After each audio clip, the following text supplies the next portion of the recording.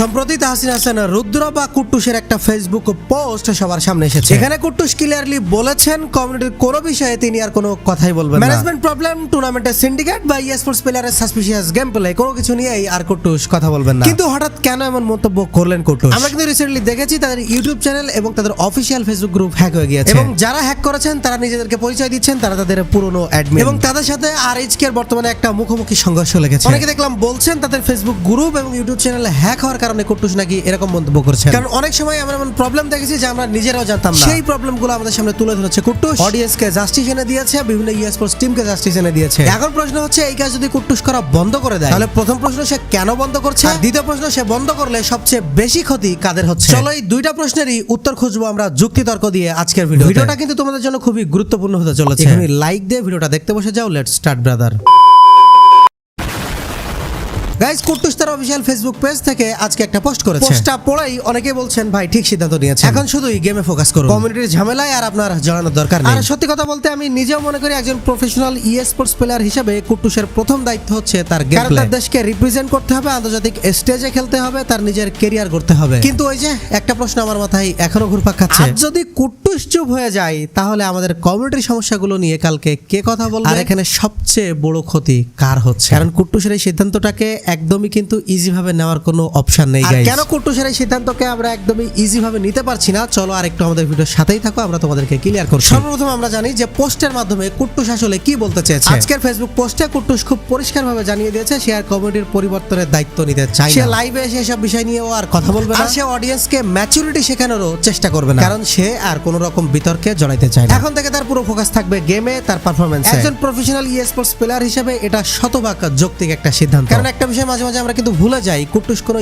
Sports content creator বা YouTuber না, সে একজন প্রফেশনাল স্পোর্টস প্লেয়ার। তার কাজ প্রতিদিন কমিউনিটির বিভিন্ন সিন্ডিকেট বা কমিউনিটির বিচার করা না, তার কাজ হচ্ছে ম্যাচ জেতা। কিন্তু এখানে একটা বাস্তবতা আছে। সর্বপ্রথম আমাদের বুঝতে হবে কুট্টুস কেন এই সমস্ত সিন্ডিকেট, এই সমস্ত সাসপিশিয়াস ঘটনা বা ম্যানেজমেন্টের প্রবলেম এইগুলো নিয়ে কুট্টুস কেন কথা বলতো? সে কি ইউটিউবে বা তার ফেসবুক পেজে ভিউজের নেশায় এগুলো বলতো? কখনোই না গাইস, এটা কিন্তু আমরা সবাই জানি। কারণ অনেক সময় এমন ঘটনা সামনে এসেছে যেগুলো নিয়ে বড় বড় কন্টেন্ট ক্রিয়েটররা সবাই চুপ ছিল, অডিয়েন্সরা কেউই জানতো না, কিন্তু সেই বিষয়ে কুট্টুস কথা বলেছে। অনেক সময় সে সিন্ডিকেট রুখে দিয়েছে, আনফেয়ার ডিসিশন, প্লেয়ারদের প্রতি বৈষম্য, কমিউনিটির অভ্যন্তরীণ সমস্যা, টুর্নামেন্ট নিয়ে প্রশ্ন, ম্যানেজমেন্ট নিয়ে প্রশ্ন, এসব বিষয়ে সাধারণ দর্শক কিন্তু কিছুই জানতো না। কিন্তু কুট্টুসের কথা বলার কারণে সেই বিষয়গুলো সামনে এসেছে, মানুষ আলোচনা করেছে, চাপ তৈরি হয়েছে, অনেক সময় সেই বিষয়গুলো পরিবর্তনও হয়েছে। এই যে রিসেন্ট এরক্সের ঘটনা, টিম এরক্স, সর্বপ্রথম টিম এরক্সকে নিয়ে কিন্তু কুট্টুস আলোচনা করেছে, কমিউনিটিতে উত্তাপ তৈরি হয়েছে। কুট্টুস লাইভেও একটা আমাদেরকে ক্লু দিয়েছে, আমরা সবাই সেটা নিয়ে ভিডিও বানিয়েছি, কমিউনিটিতে সেটা নিয়ে বিভিন্ন নিউজ করেছে। এট দ্য এন্ড সেটা নিয়ে কমিউনিটি উত্তাপ হয়েছে এবং টিম এরক্স ব্যান খেয়েছে। রিসেন্ট ঘটনা কিন্তু কুট্টুস আমাদের চোখে আঙ্গুল দিয়ে দেখিয়ে দিল, যদি এইসব বিষয়ে কথা না বলে তাহলে আমরা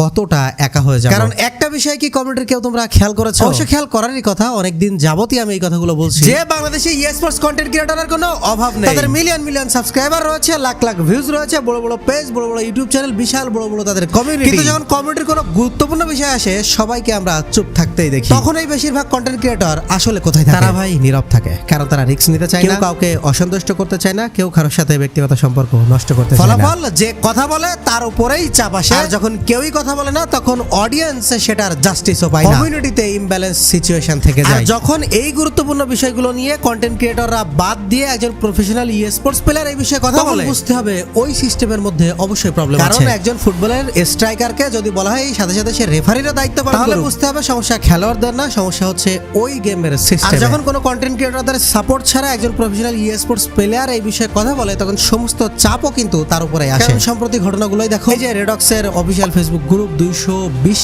যার মেম্বার ছিল সেটা কিন্তু হ্যাক হয়ে গেছে, তাদের অফিশিয়াল ইউটিউব চ্যানেল হ্যাক হয়ে গিয়েছে, এখন টার্মিনেট অবস্থায় আছে। সরাসরি একদল ব্যক্তিরা রেডক্সের সাথে শত্রুতায় নেমেছে। এছাড়া বিভিন্ন সময় বিভিন্ন বিষয়ে কথা বলার কারণে অফিশিয়ালসদের থেকেও কিন্তু আমরা কুট্টুসদের উপরে চাপ আসতে দেখি। এর কথা হচ্ছে ভাই সে একজন প্রফেশনাল স্পোর্টস প্লেয়ার, সে কেন মাথায় এত চাপ? কিন্তু ওই যে বড় বড় স্পোর্টস খ্যাত কন্টেন্ট ক্রিয়েটররা যখন কমিউনিটির বিভিন্ন প্রশ্নে তারা গর্তে লুকায় থাকে, তখন অডিয়েন্সকে জাস্টিস এনে দেওয়ার জন্য কুট্টুসের মতো কিছু ব্যক্তিরাই সামনে চলে আসে। এজন্য তাদের অবশ্য ক্ষতির সম্মুখীন হতে হয়, আর মেন ক্ষতিটা হয় আমাদের দেশের অডিয়েন্সের জন্য। কারণ যাদের জন্য কুট্টুসরা জাস্টিস এনে দেয়, দিন শেষে তাদের কাছ থেকেই সবচেয়ে বেশি হেট খেতে হয়, তাদের কাছ থেকে সবচেয়ে বেশি সমালোচনা সহ্য করতে হয়। কারণ আমাদের দেশের অডিয়েন্স ব্যাপক টক্সিক, তারা নিজেদেরকে ব্যাপক পশ মনে করে, তারা মনে করে তারা যেটা নিজেরা বলছে সেটাই সঠিক, বাকি কেউই এই বিষয়ে সঠিক মতামত দিতে পারে না। এটা কিন্তু সবাই না, ম্যাক্সিমাম অডিয়েন্স এরকম আছে। সেটা নিয়ে কিন্তু কুট্টুস রিসেন্টলি একটা ইন্টারভিউতেও বলেছে, আমি বেশ কয়েকটা ভিডিওতে এটা নিয়ে কথা বলেছি।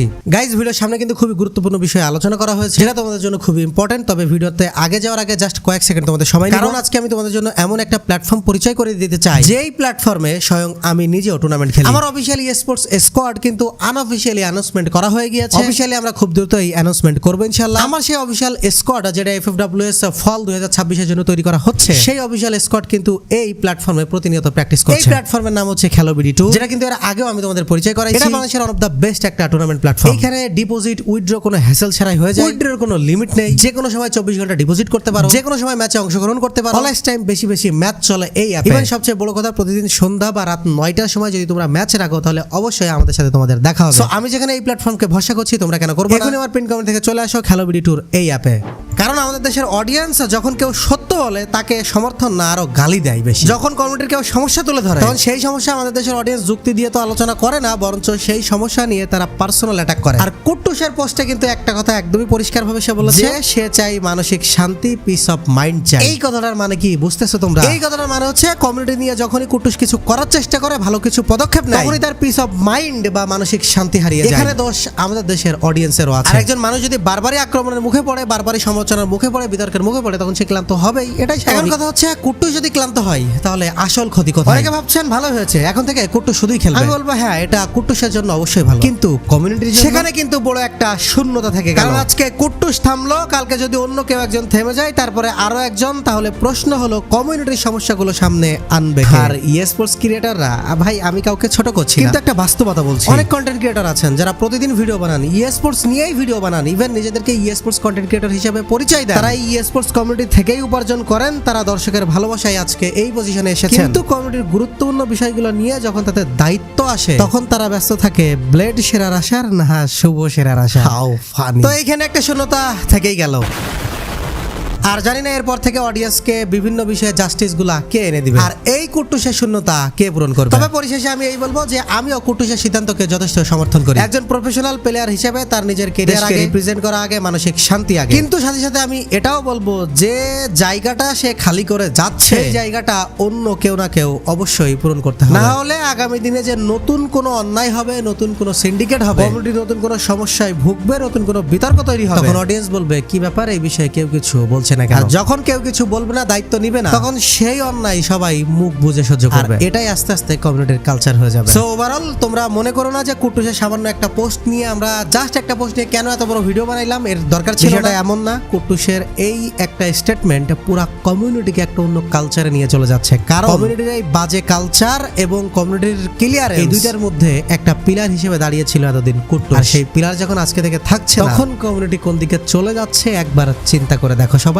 আর এই জন্যই মূলত এই ভিডিওটা তৈরি করা, তোমাদেরকে বোঝানোর চেষ্টা করছি। যারা বুঝেছো তারা তো অবশ্যই বুঝেছো যে আসলে এই বিষয়টা কতটা ইম্পর্টেন্ট ছিল। যারা বোঝোনি তাদেরকে ভাই বলেও বোঝানো যাবে না। তোমরা এখন ইম্যাচিউরড আছো, আরো একটু বেশি বেশি করে কমপ্লান খাও, একটু বেশি বেশি করে বাদাম খাও, তাহলে তোমাদের মগজ কিছুটা খুলবে। যারা ম্যাচিউরড আছো, আমার কথা বুঝতে পেরেছো এবং আদেও এই স্টেটমেন্টটা কতটা কমিউনিটির জন্য গুরুত্বপূর্ণ এটা বুঝতে পেরেছো, এখনই আমাদের ভিডিওটাতে লাইক করো। এই কমিউনিটির একজন নিয়মিত অডিয়েন্স হিসেবে অবশ্যই তোমার একটা দায়িত্ব এই ভিডিওটা সমস্ত জায়গায় শেয়ার করা। দেখা হচ্ছে নতুন কোনো টপিকসে নেক্সট ভিডিওতে।